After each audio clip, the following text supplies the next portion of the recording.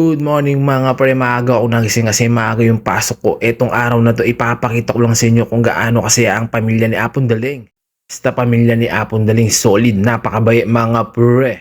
Sasabihin ko sa inyo mga pre, etong araw na to darating yung napakaganda, napakasexing tita ko galing Bahrain. Walang iba si Tita Jessica mga pre.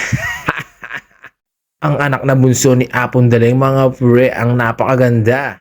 Siyempre tita Kang, mo pwedeng edenan chocolate kanini kasi malago ka, mas sexy ako.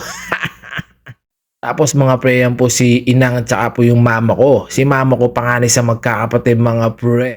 Ayan po yung anak ng aking kapatid na bunso na si Lovely, si Jos, iyakin.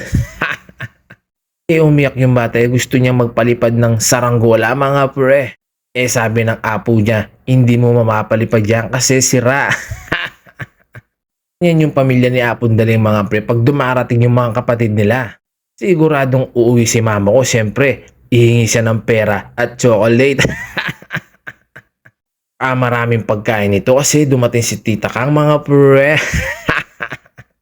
Pinagmamalaki ko yung mga tita ko mga pre. Sobrang bait sa side ng mama ko at papa ko mga pre.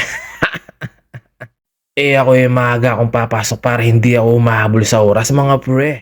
Para yung pagtakbo ko ng motor, dahan-dahan lang. Kasi makakarating din ako din sa pagtatrabahuan ko. Pagka uwi ko ng gabi, ito nakikita kong kumakain na yung mga pamilya ko, mga pre. Siyempre, nagpaluto si Tita Kang. O sino pa yung gagastos? Siyempre, yung galing sa abroad.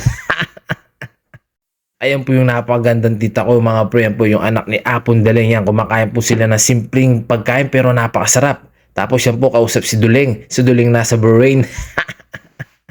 Nag-request yung tita kong napakaganda. Gusto niya tinapa mga pre. At saka yung gulay. Siyempre namimiss nila yung luto ng apo kong Daling. Tapos yung jamming kami mga pre. Yan lang naman yung pamilya ni Apon Daling. Napakasaya yung problema ang problema. Kailangan kami ay maging masaya lang. Ayan po kami. May jamming lang po kami. Umiinom kami mga pre. Nagpainom yung galing nasa abroad. Mahal na mahal ko kayo mga pre.